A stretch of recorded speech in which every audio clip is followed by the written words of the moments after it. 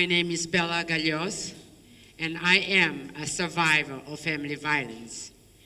Today, I would like to share with you a story of my family violence, a culture of silence, and my dream for the children of this country. I was born and grew up here in this country, in Dili. And as a woman, there are many expectations that have been attached to me since I was very young. And I am the oldest daughter in my family. I have 4 brothers, older brothers. I have 2 sisters, and I have 2 younger brothers. As a child, and more so as a woman, my culture has expectations and do list and don't list for me. And one of the most important things as a woman, I should not bring shame to my family. I should not. I should not speak publicly about the bad things in my family, but it is okay for me to make up story, to lie, to show to the outsider how great my family is. This is how I've been brought up and been taught as a woman.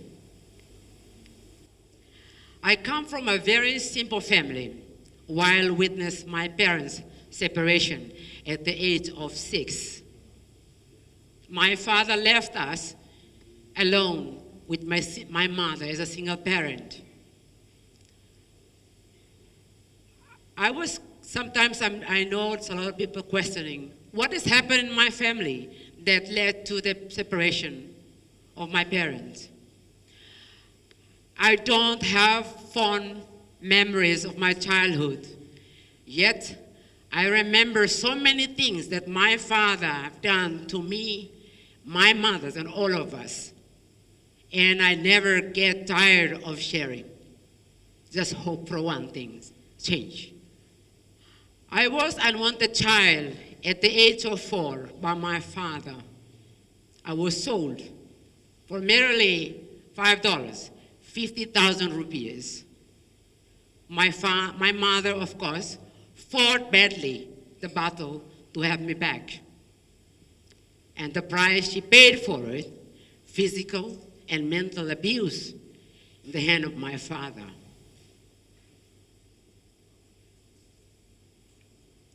I grew up in a house that exposed to almost all forms of violence, from physical violence, sexual violence.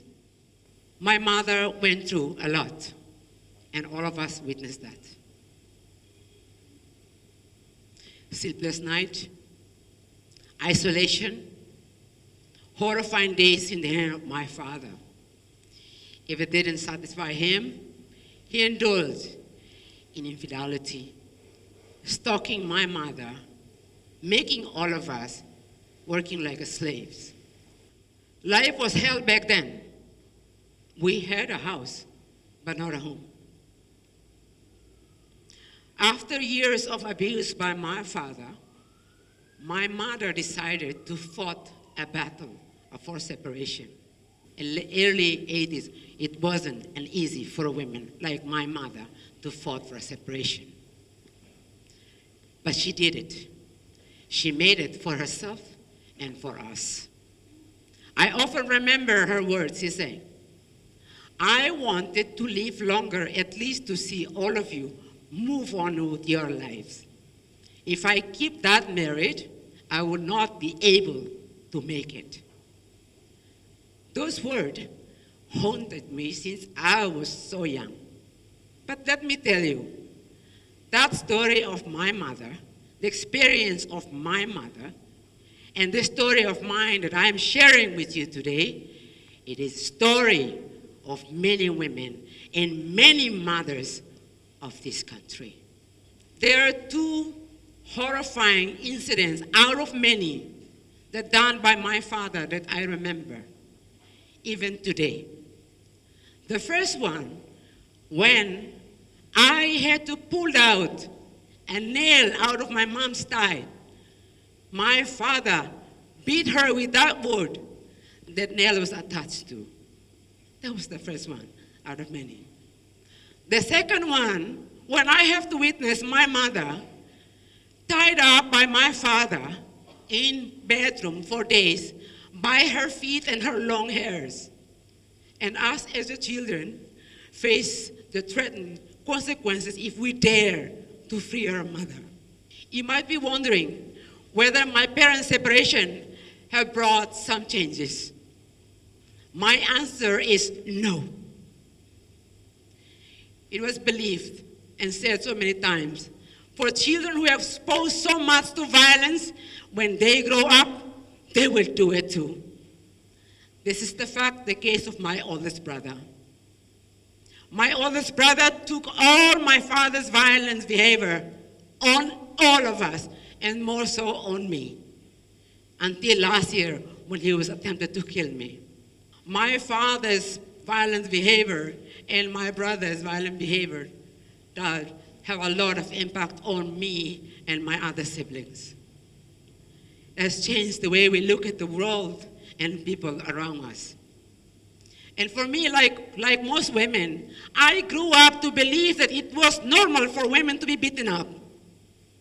For many years, that happened. I allowed myself to be beaten up. And that was men's duty to do so.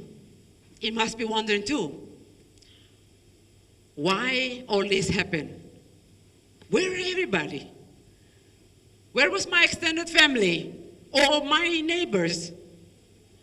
I come from a very dominated family society, and it's also believed that traditional belief of women's rules and about family function.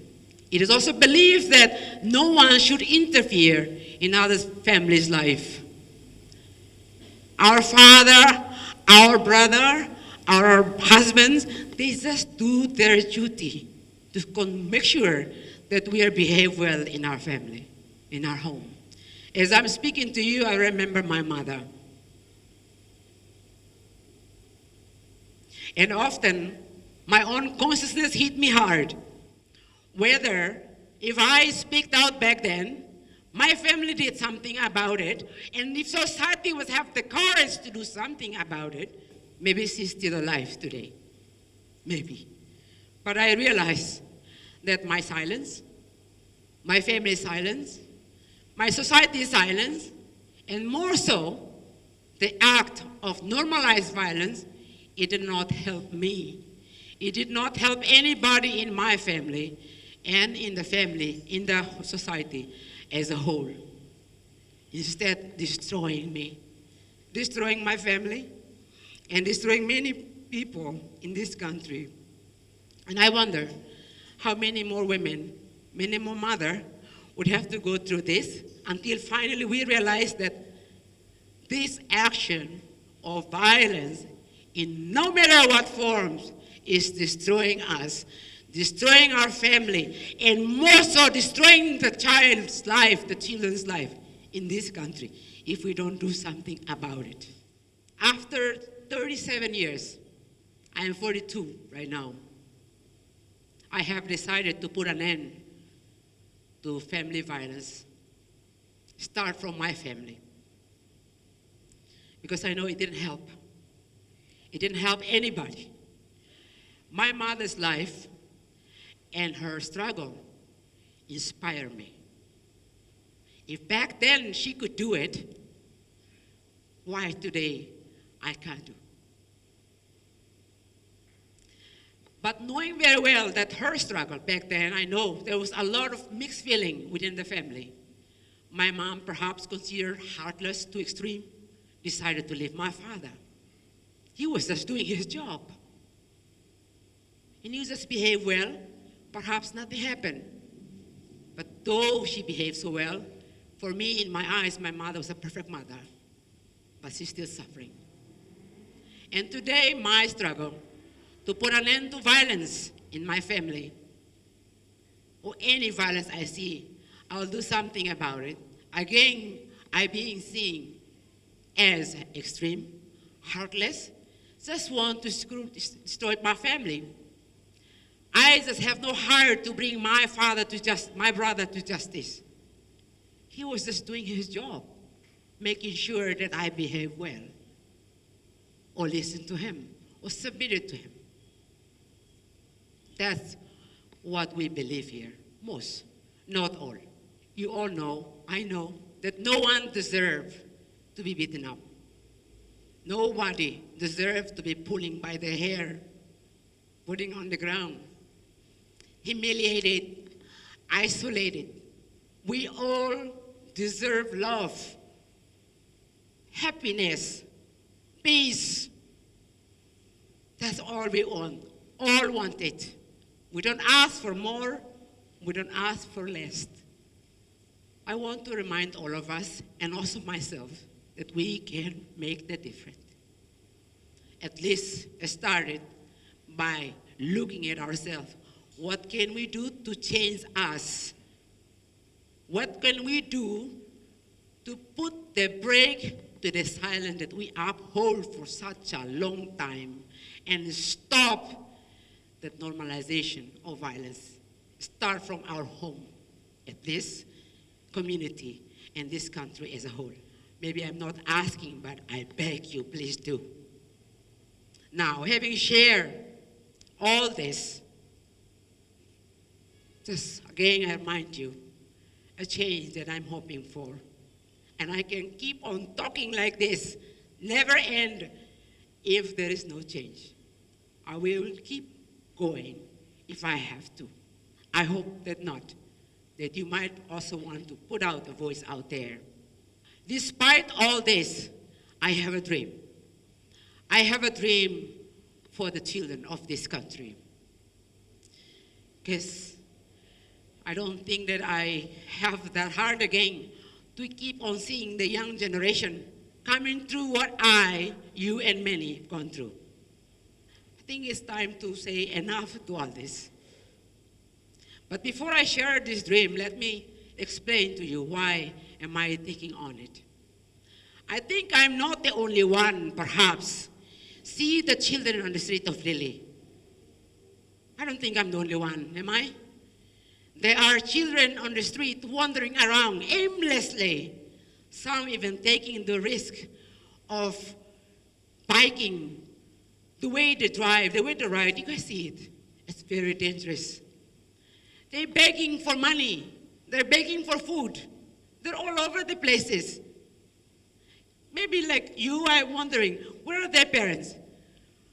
Where are their house? Why come? How come they're on the street? Well, I can relate it to them. I know how it's like to be on the street. When nobody cares about you, in the family, in the house, then you will find a place that you might feel belong to. This is what these children do. And we got to stop that. We got to take them home. It's not only their parents' responsibility, but we are too. This is our responsibility to do something about it. So this is how this green school coming in place. I initiated this project because I know that the struggle to fight for ending violence is not a short one. It's going to be a long process. So I am starting this place, this green school, a friendly camp in Mobisi, just to give these children of this country at least a place they can call home. And the reason I put it in Mobisi is because of my mother. This is her hometown. She was grew up, and that place that I built, that green school, is the first place that my mother set up a female school back in 50 years ago. So I want to contribute that effort on the name of my mother. But what is all this green school about? The green school is basically, I just want to give another chance to these kids to learn about love, to learn about their life skills. Besides loving others, they too should love their environment. It is important that we teach our kids about their environment too. Simply because Timor Leste, we do have a lot of natural resources. How would we keep that going if our youngers will not even understand their own environment? And how would they learn their environment if their environment is full of violence? Should be some people, maybe myself, all of you, or some of us, we should do something about it. This is how this Green School come about. And I'm still in the process of making it. And I'm hoping that this Green School will definitely come to a reality. And not only that, I'm hoping again and again, let's join hand in hand, put an end to violence, start from our home. Stop pretending, stop lying, stop making up story, tell the truth. We are not hoping to put our parents or our brothers or our uncles or whatever in the jail. That was not the point. We want them to be a good father, a good brother, a good man around us. We're not hoping to lock them up, but we're hoping that they can be a good people, good father, good brother, good husband. Perhaps we're not asking too much, am I? I'm also not asking too much. Just asking to be kind, to be loving, and to be more responsible. It's hurting when you are being humiliated that bad that you feel you have no dignity. And that has to stop. So help me putting an end to this violence and help me to make the Green School a reality for these children of Timor Leste. Thank you very much.